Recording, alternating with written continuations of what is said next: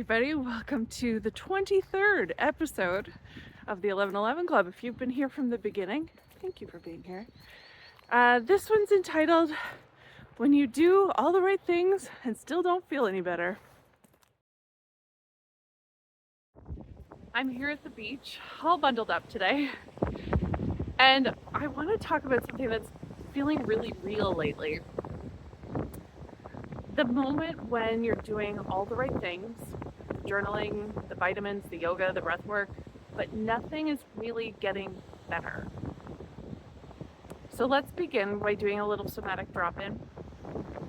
Take a deep breath in through your nose. Exhale through the mouth. Feel the earth or the cushions, the chair beneath you. Let your shoulders fall away from your ears. Being present, here. And I want you to notice something.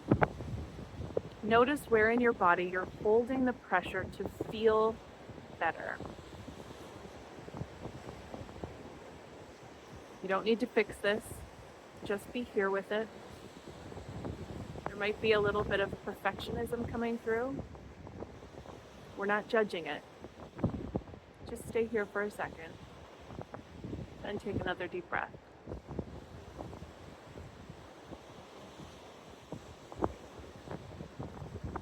Here's something I've learned and relearned over and over and over again. We can be doing all the things and still not feel like ourselves. Now, usually that's because the energy behind what we're doing is off, inauthentic. It's not that green smoothies and deep breathing is bad. Absolutely not. It's that they're coming from a place of fear or control. And when they come from fear or control, they actually put more stress on the body. So the intention behind what you're doing is important. The motivation behind it. Are you doing it to avoid shame? To prove you're healing? To bypass discomfort or grief? Because sometimes what we really need is so much simpler. Kind of way less performative than what we've been sold by the media, social media, influencers, to what health actually looks like. So a little story. I had a patient once when I was a naturopath. A woman who really wanted to get pregnant, and she was coming to me for help with fertility. She had had multiple miscarriages at this point, and she was working so hard to be perfectly healthy.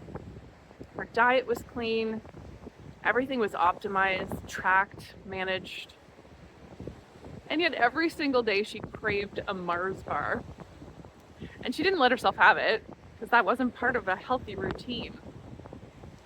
Until one day I was like, you know what? Just eat the damn Mars bar. Who cares? You are doing so much. You're putting so much pressure on yourself. Let yourself have that as an indulgence. So she actually started having one every few days, and the cravings diminished. And it was that pregnancy that she carried to term. Now, I'm not saying that a Mars bar healed her. I'm saying letting go of control did. The release is what shifted her. The joy, the rebellion, the permission. She relaxed. Took her clenched hands off the steering wheel and said, okay, I can do it differently. And that's what I want to remind you of. We're in a time where you are being asked to evolve. Not just the habits we have or our belief systems, but everything. Everything about health, about motherhood, about business. You know, we were taught in the 90s that carbs and fat were the enemy. We know that's not true now. We know that being busy isn't a badge of honor. That self-sacrifice doesn't make you a better mom or entrepreneur. that martyrdom pattern can die now. But I get it. It's a lot to challenge. It can feel overwhelming to question everything you were taught. So instead of burning it all down, let's start small. Small, teeny tiny. What's one rule that no longer feels good? What's one choice that you're making that's out of fear, not alignment? Now, you do not need to become a rebel overnight, but you can start trusting your body again. And those intuitive nudges we've talked so much about. Something came through from Source the other day, and I want to share it here because it feels really important. You know, most of the information that comes through for these talks are not from me. So this is what they said. The ego likes to make a checklist of what we need to be healthy and balanced. It's filled with information from health influencers, internet gurus, and even real-life professionals. But none of it matters if it's not aligned with what your body, mind, and spirit actually need. And you don't get to know what that is until you listen. Oh, my source. The other day, I noticed myself taking on way too much energy that wasn't mine. So I asked Source, how do I release this? And they said, get barefoot on the earth, Les. But if you're anywhere near me, you know that there has been snow on the ground. So I didn't do it.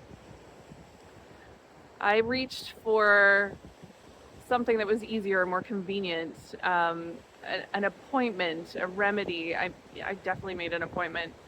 Took a remedy and just kept going with my to-do list. And that's when I start to feel the aches and the pains that don't need to be there. So what if we tried simple nourishment first? Simple. Just like intuition, what's required for you to heal may not be logical. And it will definitely not be the same as what works for your friends or your coach or your Instagram feed, because you're unique. The formula you require for your health is unique, and it'll shift over time. I just did a post on this in this week. What has worked for you in the past may not work now. But the one thing that does stay constant is this. The more you are in your joy, the faster and more healthy you become. That's it. It's not a cleanse, it's not the perfect protocol or the supplement routine. Unless that genuinely brings you joy, the medicine is joy. Okay, so take a moment with me now. Close your eyes if you can.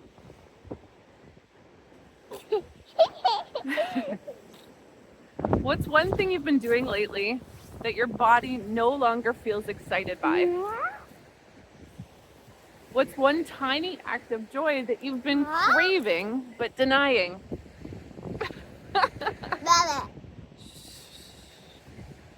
You don't need a full life overhaul. You just need to listen, to soften, to give yourself permission to feel good. Feel good even before you've earned it. Thanks for being here. We love you. They love you. Thank you.